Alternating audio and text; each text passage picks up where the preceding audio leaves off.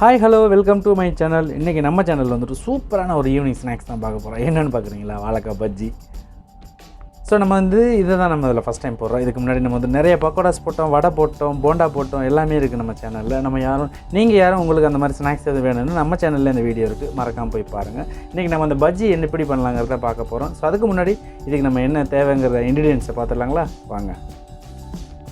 So நான் 2 வாழைக்காய் எடுத்து வச்சுருக்கேன். ஸோ இந்த மாதிரி சைஸான வாழைக்காய். அதுபோக வந்துட்டு பார்த்திங்கன்னா ஒரு 200 கிராம் வந்துட்டு நான் கடலை மாவு எடுத்து வச்சுருக்கேன். 200 கிராம் கடலை மாவுக்கு வந்துட்டு 100 கிராம் வந்துட்டு அரிசி மாவு, 100 கிராம் அரிசி மாவு எடுத்துருக்கேன். அதுக்கு காரத்துக்கு தகுந்தளவு நம்ம வந்துட்டு சில்லி பவுட்ரு, இதை மிளகாத்தூள் போட்டுக்கலாம். அதுபோல் இதுக்கு தகுந்த அளவுக்கு நம்ம வந்துட்டு நம்ம சால்ட்டுக்கு தகுந்த அளவு ரெக்குயர்மெண்ட் எவ்வளோ அந்த சால்ட்டை போட்டுக்கலாம். அதுபோல் கொஞ்சமாக சோடாப்பு எடுத்து வச்சுருக்கேன். அதுபோக வந்துட்டு சோடாப்பு லைட்டாக போடணும், ஒரு பிஞ்ச் போட்டுக்கோங்க. அதே போக நமக்கு கலர் எவ்வளோ தேவைங்கிறத பார்த்துட்டு பஜ்ஜி கலருக்கு நம்ம ஆட் பண்ணிக்கலாம். கொஞ்சம் பெருங்காயம் இருந்துச்சுன்னா இன்னும் கொஞ்சம் சிறப்பாக இருக்கும், வாசனை சாப்பிடும்போது அந்த ஃபீல் நல்லாயிருக்கும். ஸோ அதுபோக வந்துட்டு நான் 2 வாழைக்காய் எடுத்து வச்சுருக்கேன். நல்ல காயாக இருக்குது பார்த்திங்களா. உங்களுக்கு பஜ்ஜி போடுறதுக்கு இந்த மாதிரி காய் இருந்துச்சுன்னா சைஸ் நமக்கு வந்து ஒரே மாதிரி கிடைக்கும். ஸோ பீசஸ் வந்து நிறையாவும் வரும். அதனால் வந்துட்டு எப்போயுமே வாழைக்காய் பஜ்ஜி போடும்போது மட்டும் நல்லா கொஞ்சம் பெரிய சைஸ் காயாக எடுத்து வாழைக்காய் பஜ்ஜி போடுங்க, அப்போ தான் நமக்கு நல்லா வரும். ஸோ இது இப்போ மிக்சிங் பார்த்துடலாங்களா, எப்படி மிக்ஸ் பண்ணலாங்கன்னு வாங்க வீடியோக்கு பார்க்கலாம். ஸோ இப்போ நம்ம எடுத்து வச்சுருக்க கடலை மாவு வந்து நம்ம ஆல்ரெடி இதில் வந்து ஒரு பேஷனில் வந்து ஆட் பண்ணிட்டோம். ஸோ அதுக்கப்புறம் வந்துட்டு ரைஸ் பவுடர், அரிசி மாவுக்கு அப்புறம் வந்து பார்த்திங்கன்னா சில்லி பவுடர். நம்ம காரத்துக்கு தகுந்த மாதிரி ஆட் பண்ணிக்கலாம், ஒன்றும் பிரச்சனை இல்லை. ஒரு ஸ்பூன் போட்டிருக்கேன். அதுபோல் கொஞ்சம் சேர்த்துக்கலான்னு போட்டிருக்கேன். நீங்கள் பார்த்துக்கோங்க, உங்களுக்கு எவ்வளோ ஸ்பைசி வேணுங்கிறது பார்த்துக்கிட்டு அதுக்கு இந்த மாதிரி ஆட் பண்ணுங்கள். ஸோ சில்லி பவுட்ரு, மிளகாத்தூள் போட்டாச்சு. அதுக்கப்புறம் கொஞ்சம் உப்பு ஆட் பண்ணியிருக்கேன் தேவையான அளவு. நம்ம ஏற்கனவே இந்த சோடாப்பு எடுத்து வச்சோம் இல்லைங்களா, அதையும் போட்டாச்சு. ஸோ ஃபுட் கலர் வந்து கொஞ்சம் போட்டிருக்கேன் நான். நீங்கள் உங்களுக்கு கலர் தேவைன்னா நீங்கள் ஆட் பண்ணிக்கலாம், இல்லைன்னா விட்டுடலாம், ஆப்ஷனல் தான். ஸோ இது எல்லாமே வந்துட்டு பார்த்திங்கன்னா நல்லா மிக்ஸ் பண்ணலாம். அதுபோக வந்துட்டு கொஞ்சம் இந்த பெருங்காயம் நம்ம சொன்னோம் இல்லைங்களா, அதையும் போட்டுட்டு இதுக்கப்புறம் நம்ம மிக்ஸ் பண்ண ஆரம்பிச்சிடலாம்.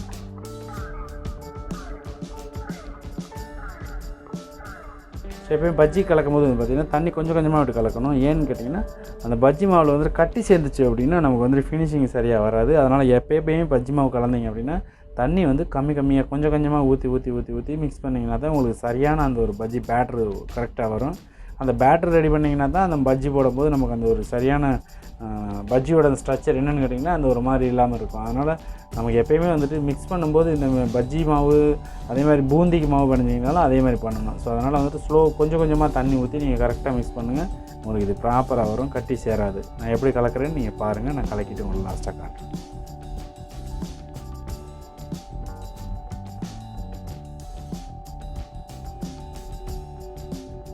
ஸோ நம்ம சேனலுக்கு ஃபஸ்ட் டைம் பார்க்குற நம்மளுக்கு வந்து மறக்காம நம்ம சேனலை சப்ஸ்கிரைப் பண்ணுங்கள், கூட இருக்க பெல் ஐக்கானை கிளிக் பண்ணிக்கோங்க. லாஸ்ட்டில் மறக்காமல் இந்த வீடியோக்கு ஒரு லைக் பண்ணிவிட்டு உங்கள் ஃப்ரெண்ட்ஸுங்களுக்கு ஷேர் பண்ண மறந்துடாதீங்க. ஸோ பஜ்ஜி சூப்பராக இருந்துச்சுன்னா கடைசியில் என்ன பண்ணுறீங்கன்னா கீழே கமெண்டில் போய்ட்டு உங்களோட ஃபீட்பேக், பஜ்ஜி சூப்பர்னு போடுங்க, இல்லைன்னா நார்மல்னு போடுங்க. உங்களோட ஃபீட்பேக் என்னங்கிறத என்னோடய கமெண்ட் செக்ஷனில் நீங்கள் கமெண்ட் போட்டிங்கன்னா தான் உங்களோட ஒப்பீனியன் தான் எங்களோட சாட்டிஸ்ஃபேக்ஷன். நீங்கள் என்ன சொல்கிறீங்களோ அதுதான் எங்களுக்கு அடுத்து நாங்கள் போடுற மோட்டிவேஷன். அடுத்து நாங்கள் பண்ண போகிற வீடியோக்கு ஒரு மோட்டிவேஷன் நல்லா இருக்கும். நீங்கள் என்கரேஜ் பண்ணுங்கள், இல்லை டிஸ்கரேஜ் பண்ணுங்கள், அதெல்லாம் ஒன்றும் ப்ராப்ளம் கிடையாது. ஆனால் பட் எதுவாக இருந்தாலும் நீங்கள் உங்களோட ரியாக்ட் பண்ணிங்கன்னா தான் நான் அடுத்து என்ன பண்ணலாங்கிறது எனக்கு தெரியும். அதனால் எந்த ஒரு வீடியோ பார்த்தீங்கன்னாலும் உங்களால் நீங்கள் உங்களோட தாட் என்னவோ அதை வந்து நீங்கள் வந்துட்டு அதில் வந்து வெளிப்படுத்துங்க. அப்போ தான் நாங்கள் வந்து இன்னும் கொஞ்சம் பெட்டராக ஃபீல் பண்ணி நான் அதுக்கு தகுந்த மாதிரி பண்ண முடியும். ஸோ நம்ம நண்பர்கள் எல்லாருமே நம்ம சேனலில் வீடியோ பார்க்குறவங்க எல்லாருமே வந்துட்டு பார்த்தீங்கன்னா உங்களோட ஃபீட்பேக் என்னங்கிறத என்னோடய கமெண்ட் பண்ண மறந்துடாதீங்க. இப்போ பஜ்ஜி பேட்டர் ரெடி ஆகிடுச்சு. நம்ம இதுக்கப்புறம் வந்துட்டு வாழைக்காய் க்ளீன் பண்ணி கட் பண்ணுறது எப்படின்னு பார்க்கலாம். வாழைக்காய் வந்துட்டு க்ளீன் பண்ணும்போது கத்தியில் தான் அந்த நார் உரிக்கணும் அப்படின்னா எப்போயுமே காம்பை ஃபுல்லாக வெட்டக்கூடாது. ஸோ காம்பை கொஞ்சம் விட்டுட்டு அதிலிருந்து நீங்கள் நார் எடுத்தீங்க அப்படின்னா கொஞ்சம் ஈஸியாக இருக்கும். அந்த மாதிரி ஃபுல்லாக வருது பார்த்தீங்களா? ஸோ அந்த மாதிரி வரும். ஸோ அந்த மாதிரி க்ளீன் பண்ணி எடுத்ததுக்கப்புறம் வந்துட்டு நம்ம வந்துட்டு என்ன பண்ணலாம்னா அதுக்கப்புறம் இந்த எட்ஜ்லேயும் அந்த எட்ஜ்லேயும் வந்துட்டு ஃபுல்லாக கட் பண்ணிக்கலாம். இந்த பக்கம் வெட்டிக்கலாம், அதே மாதிரி இந்த எட்ஜ்லையும் கட் பண்ணிக்கலாம். சூப்பராக வந்துருச்சுங்களா? பாருங்கள், நான் இதையும் பண்ணி காட்ட பாருங்கள்.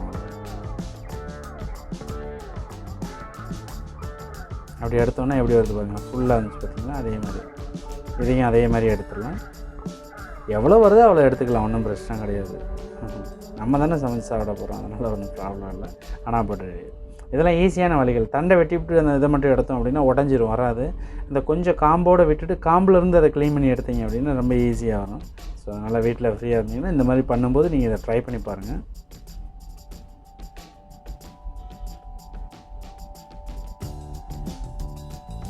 ஸோ இதுக்கப்புறம் வந்துட்டு பார்த்திங்கன்னா நம்ம வந்து சப்பாத்தி கட்டை வந்துட்டு வாழைக்காய் பஜ்ஜி கட்டையில் நம்ம பண்ண போகிறது கிடையாது. நம்ம வந்துட்டு நைஃப்பில் தான் கட் பண்ண போகிறோம். அதை எப்படி பண்ணலாங்கிறத பார்க்கலாம். நமக்கு பஜ்ஜிக்கு எவ்வளோ தின்ஸ் அந்த சைஸ் தேவையோ அந்த சைஸை நம்ம எக்ஸாக்டாக கட் பண்ண முடியாது. கொஞ்சம் அன்னிவனாக இருந்தாலும் வந்துட்டு ஓரளவுக்கு வந்துட்டு மேட்ச் ஆகிற மாதிரி கட் பண்ணிக்கலாம். நான் இதிலே வந்துட்டு பார்த்திங்கன்னா எனக்கு தெரிஞ்ச இந்த பஜ்ஜி வந்துட்டு பார்த்திங்கன்னா ஒரு 18 பீஸு ஏதோ வந்துச்சுன்னு நினைக்கிறேன். நான் டோட்டலாக அந்த 2 வாழைக்காயில் பண்ணது. ஸோ அதே அளவு வந்துட்டு நீங்கள் ட்ரை பண்ணுங்கள். அப்படி இல்லைன்னா பஜ்ஜி கட்டை இருந்துச்சு அப்படின்னா நீங்கள் தாராளமாக அதிலே நீங்கள் பண்ணிக்கலாம். உங்களுக்கு அதுதான் சேஃப் அப்படின்னு. சரிங்களா? அளவு பாருங்கள், கரெக்டாக வெட்டியிருக்கேன்.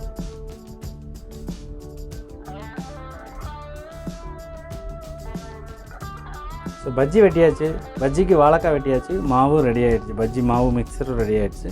ஸோ ஆயில் காஞ்சி ரெடியாக இருக்குது. இப்போ என்ன பண்ண போகிறோம்னா நம்ம பஜ்ஜியை வந்து டிப் பண்ணி போட போகிறோம். பஜ்ஜி போடும்போது எப்போயுமே கொஞ்சம் டெம்பரேச்சர் நல்லா வச்சு போட்டுக்கோங்க. அப்போ தான் வந்துட்டு எண்ணெய் குடிக்காமல் இருக்கும். ஆயில் சூடு கம்மியாக வச்சு போட்டிங்கன்னா ஆயில் வந்து பஜ்ஜி மாவு வந்து எண்ணெய் குடிக்கும். இப்போ நம்ம இந்த எண்ணெய் குடிக்காமல் எவ்வளோ டெம்பரேச்சரில் வச்சு போட்டு இப்போ எப்படி எண்ணெய் கலரில் எடுக்கிறோங்கிறது தான் இப்போ பார்க்க போகிறோம்.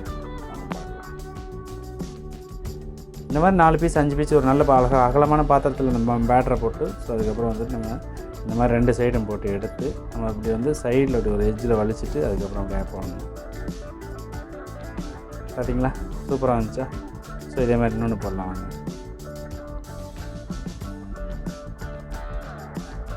உங்களை மிக்ஸ் பண்ணுறதுல கரெக்டாக காட்டுறேன் பாருங்க.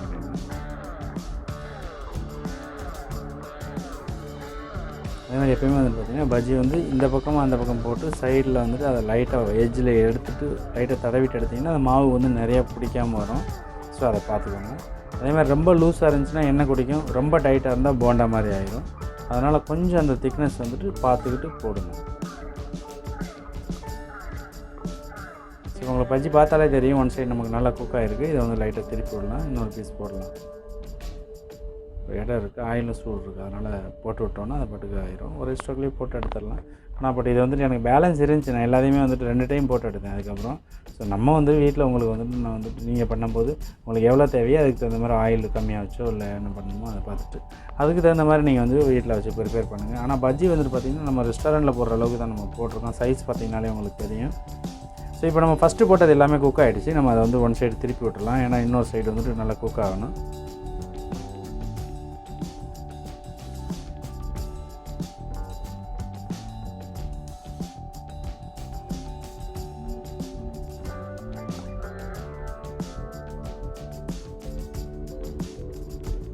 ஸோ அழகாக குக் ஆகிட்டுருக்கு. நல்லா ஃப்ரை ஆகட்டும். நமக்கு வந்துட்டு பஜ்ஜி மொறுமொறுன்னு ரெடி ஆகட்டும். வாழைக்காய் பஜ்ஜி பார்த்திங்கன்னா அது கூட வந்துட்டு சைட் டிஷ்ஷாக வந்துட்டு என்ன வைக்கலாம்னு கேட்டிங்கன்னா நீங்கள் வந்துட்டு சாம்பார் சாப்பிட்லாம். அப்படி இல்லைன்னா தேங்காய் சட்னி. தேங்காய் சட்னி வச்சு பஜ்ஜி வாழை இலையில் நான் சாப்பிட்ருக்கேன் ஊரில் மதுரையிலலாம். ரொம்ப சூப்பராக இருக்கும், எனக்கு ரொம்ப பிடிக்கும். ஸோ ஒரு நேரம் வந்துட்டு டீ டைம் கிடையாது, அது வந்துட்டு மெயின் கோர்ஸ். அதாவது ஒரு நேரம் டின்னருக்கே வந்துட்டு 4 பஜ்ஜி சாப்பிட்டுட்டு தூங்கின காலம்லாம் இருக்குது நாங்கள் பேச்சுலராக இருந்தப்பெல்லாம். ஸோ இப்போ வந்துட்டு என்னென்னு கேட்டிங்கன்னா இந்த பஜ்ஜி ரெடி ஆகிடுச்சு. வாங்க எடுத்துகிட்டு இதை வந்து நம்ம எப்படி சாப்பிட்லாங்கிறத பார்க்கலாம். இது கூட வந்து பார்த்திங்கன்னா பஜ்ஜி வாழைக்காய் மட்டும் போடணுங்கலாம் கிடையாதுங்க. உங்களுக்கு உருளைக்கிழங்கு வேணால் உருளைக்கிழங்கு போட்டுக்கலாம், வெங்காயம் வேணால் வெங்காயம் போட்டுக்கலாம். ஸோ அதனால் உங்களுக்கு இது என்ன சாய்ஸாக வேணும்னா அதை போட்டுக்கலாம். ப்ரெட் வேணால் ப்ரெட் ஆட் பண்ணிக்கலாம். பஜ்ஜி இது அப்பளம் வேணாலும் அப்பள பஜ்ஜியும் போடலாம்.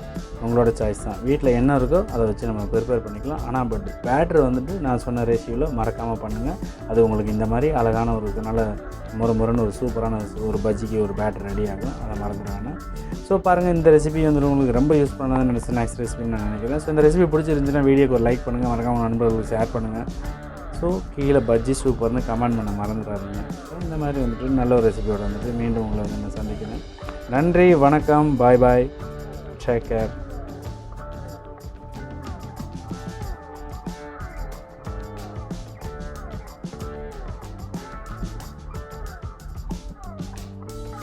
சூப்பரான ரெசிபி ரெடி ஆகிடுச்சு.